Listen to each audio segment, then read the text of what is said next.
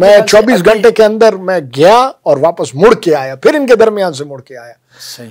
تو یہ آپ کا بیک گراؤنڈ کا مطلب یہ ہے کہ ابھی اسلام آباد میں جن لوگوں کے ہاتھ پر پھول رہے ہیں، میڈیا کے ہمارے کچھ دوست احباب ہیں، انہیں حوصلہ رکھنا چاہیے کہ کچھ نہیں کریں گے، کچھ نہیں ہوگا. دیکھیں یہ ان کی ایموشنل بلیک میلنگ ہے.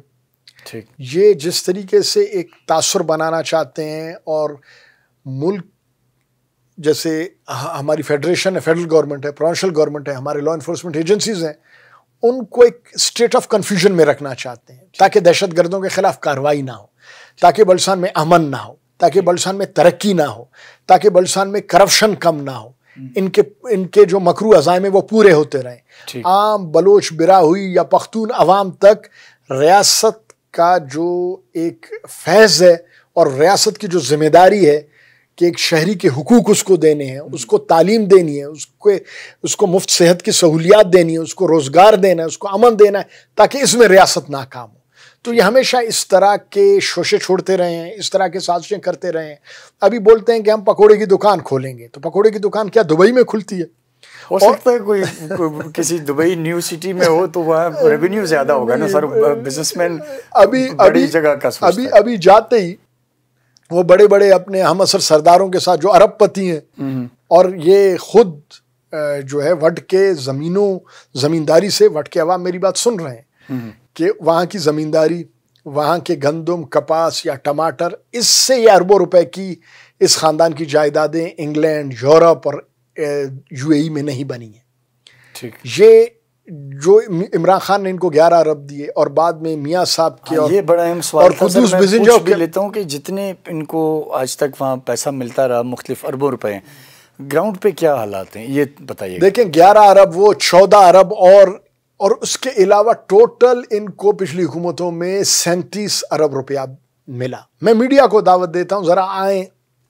جو وٹ ٹاؤن ہے، جو وٹ کا چھوٹا سا ایک شہر ہے، وہ بارش میں تالاب کا منظر پیش کرتا ہے. ٹھیک. لوگوں کو وہیں وٹ ٹاؤن کے آس پاس وٹ میں پینے کا صاف پانی صحیح معنوں میں مہیا نہیں ہے. صحیح. بجلی کے مسائل ہیں، روزگار کے مسائل ہیں. وٹ میں 100 سے زیادہ پرائمری اسکول ہیں. میں نے پہلے بھی ایک دفعہ کہا تھا کہ انٹرنیشنل اسٹینڈرڈ کو چھوڑیں، جو پاکستان کے شہروں کا اسٹینڈرڈ ہے، کوئٹہ، خوزدار، کراچی بڑا شہر ہے، اس کے لیول پہ بھی وہاں وہ یعنی وہ اسکول فنکشنل نہیں ہے. ہاسپٹل کی حالت دگرگوں ہے.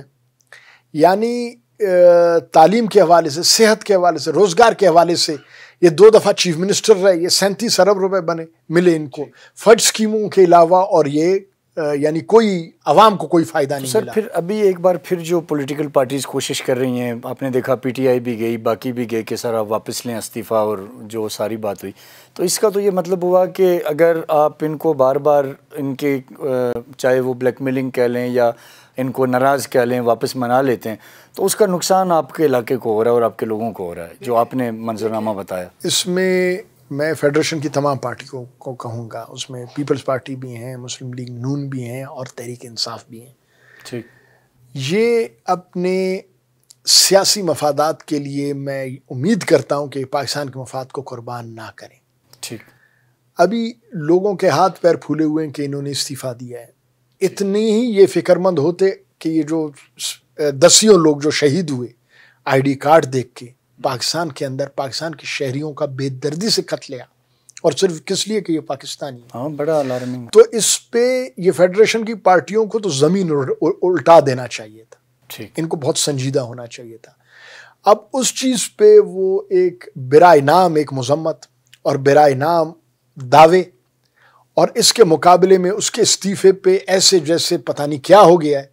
ایک ایسی وائس اسمبلی میں کہ جس کا کام ہمیشہ ملک کو غیر مستحکم کرنا، جس کا کام ہمیشہ لا انفورسمنٹ ایجنسیز کو، جو ہمارے فوجی جوان پاکستان کے تحفظ کے لیے ہندوستان کے بارڈر پہ، افغانستان کے بارڈر پہ دہشت گردی کے خلاف جنگ میں روزانہ اپنے سروں کے نذرانے دے رہے ہیں، جس وائس کا کام، جس مکرو اور یعنی بد آواز کا کام ہی ان کو بدنام کرنا، ان شہداء کی تضحیک کرنا، پاکستان کو کمزور کرنا اور دہشت گردوں کو اسٹرینتھن کرنا اور ان کا تحفظ، اور بڑے ہی ایک یعنی سازشی طریقہ کار سے اس کے لیے تو لوگ اس طرح فکر مند ہوں اور شہداء کا ان کو احساس نہ ہو، تو یہ خود سوچیں کہ بڑا ویلڈ پوائنٹ ہے، یہ خود سوچیں کہ وہ کس سمت میں جا رہے ہیں۔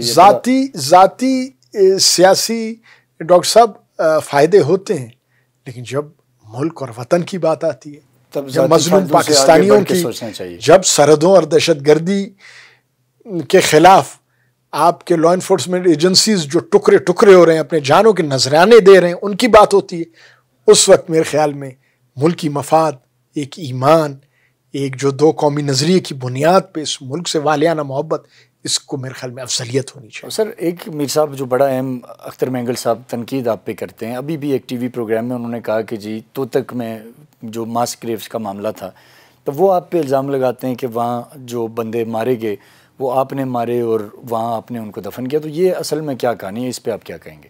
دیکھیں، یہ سرداروں کا، یہ انگریز کے بنائے ہوئے سردار، ان کے تربیت یافتہ، پھر KGB سے پھر تربیت انہوں نے لی، اب راہ سے تربیت لی، تو ان کے جھوٹ کا مقابلہ کسی غریب پاکستانی کا، مسلمان کا، ان کے جھوٹ کا مقابلہ کرنا تو بہت مشکل ہے۔ ہاں، اللہ کی طاقت بہت بڑی ہے، اللہ نے ان کو ناکام کیا اور کرے گا اللہ پاک، اللہ پہ ہمیں یقین ہے۔ یہ سراسر ان کا جھوٹ اور تہمت ہے۔ ویسے وہ واقعہ تھا کیا؟ ابھی تو تک میری والدہ کا گاؤں ہے، میری زمینیں ہیں وہاں پہ، میرا گھر ہے وہاں پہ، یہاں تو تک اس درمیان میں 2004 سے لے کے 2009 تک وہاں BLA مجید نے اپنے 4 کیمپس لگائے، ٹھیک، تو تک نوگو ایریا بن گیا، تو تک سے یہ بشیر زیب گروپ، یہ اسلم اچھو گروپ، یہ ٹیررسٹس آ کے خزدار میں انہوں نے بلوچ سویلینز کو قتل کیا، براہوئی نوٹیبلز کو شہید کیا، ٹریننگ کیمپ لگ گیا وہاں مجید بریگیڈ کا، اور تمام دہشت گرد تھے وہاں، ہیڈڈ بائی بشیر زیب اینڈ اسلم اچھو۔ ٹھیک، انہوں نے یہاں خزدار میں قتل و غارت کا بازار گرم کر دیا 2004 سے لے کے 2009 تک۔ ٹھیک، پروفیسر عاشق عثمان، میر عبدالقدوس بہنگل شہید، ٹھیک، شہید میر کریم ریسانی، شہید عبدالرشید، ٹھیک، شہید سعید احمد کلندرانی، شہید لال محمد کلندرانی، ٹھیک، اور کلندرانی شہداء ہیں، اور شہید غلام رسول محمد حسنی۔ ٹھیک، یعنی ان لوگوں کو مجید بریگیڈ کے اس کیمپ سے آپریٹ کر کے ٹارگیٹ کروایا گیا۔ ان کو سینکڑوں لوگوں کو ان کو شہید کیا گیا، فوجی جوانوں کو شہید کیا گیا، 3SMG کے جوانوں کو شہید کیا گیا، 70 بریگیڈ کے جوانوں کو شہید کیا گیا، FC کے جوانوں کو شہید کیا گیا، 3 پولیس SHOs کو یک کے بعد دیگرے شہید کیا گیا، جس میں SHO ممتاز بھی ہیں، بہت محب وطن شخصیت تھے وہ، ان کو شہید کیا، لا تعداد لیویز، پولیس، سویلین، سب کو شہید کیا انہوں نے۔ قتل و غارت گری کا بازار انہوں نے گرم کیا، پاکستان کا کوئی جھنڈا نہیں لگا سکتا تھا، کہیں ترانہ نہیں بجتا تھا، اور یہ تمام کا مرکز توتک میں تھا۔ یہ میں نہیں کہتا ہوں، یہ آپ میڈیا کو یہ کے حوالے آپ لوگ خود تحقیق کریں کہ ایسا تھا کہ نہیں تھا۔ ٹھیک، اور لوگوں کا قتل عام انہوں نے کیا۔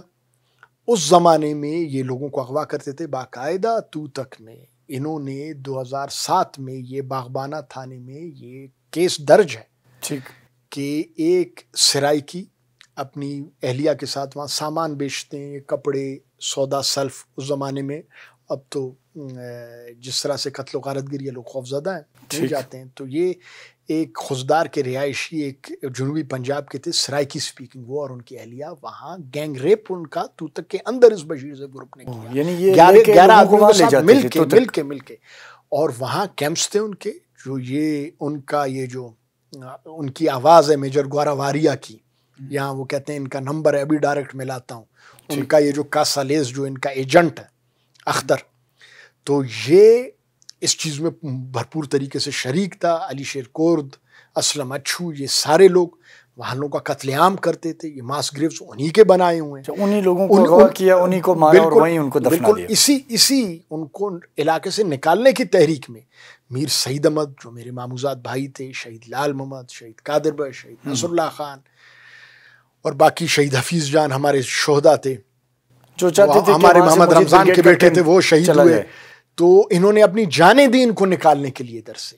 ہم خود گئے اپنے رشتہ داروں کی، کلندرانی قبیلہ میری والدہ کا قبیلہ ہے، ان کی مدد کرنے کے لیے ہم گئے، ادھر بیٹھے کہ دہشت گردوں کا گڑھ یہ علاقہ نہ بنے۔ ٹھیک، تو وہ علاقے سے بعد میں لا انفورسمنٹ ایجنسیز آئیں، یہ علاقے سے بھاگ گئے۔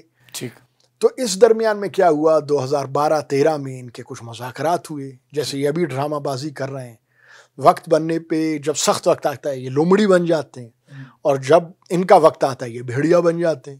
ٹھیک. تو انہوں نے کیا کیا, یہاں آئے اس وقت کی ایک پولیٹیکل گورنمنٹ سے انہوں نے معاہدہ کیا ٹھیک. ہمارے ایسیسینیشن کا, ہمارے ایلیمینیشن کا, ہمارے خاتمے کا.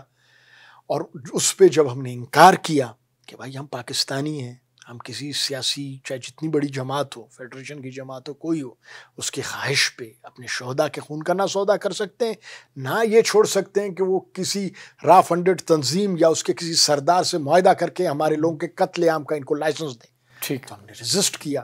اس کے اوپر ہمارے خلاف وہ 6 ہتھ کنڈے استعمال کیے گئے, ہمارے اوپر ناجائز FIRیں کاٹی گئیں, ہمارے اوپر غلط الزامات, اس وقت کا میڈیا بھی شامل ہے. میں آج چیلنج دیتا ہوں ان تمام معاملات میں, کہیں جو الزامات ہیں, کوئی بھی FIR ہم پہ ہو, کورٹ آف لا ہم وہاں پیش ہونے کے لیے, مقابلہ کرنے کے لیے تیار ہیں. میڈیا پہ لائیو وہ آئیں, ان سے بالکل آنکھوں میں آنکھ ڈال کے بات کرنے کے لیے تیار, اور فیصلہ عوام پہ کہ وہ حق اور سچ کا فیصلہ کرے کہ کون جھوٹا ہے کون سچا ہے. ٹھیک سر. یہ سب ان کے اپنے کیے دھرے, اور ان کے پرانے یہ جو ان کا طریقہ کار ہے یہ جھوٹ کا اور تہمت کا. بالکل, یہ بڑا ویلڈ پوائنٹ ہے. اب سر ہم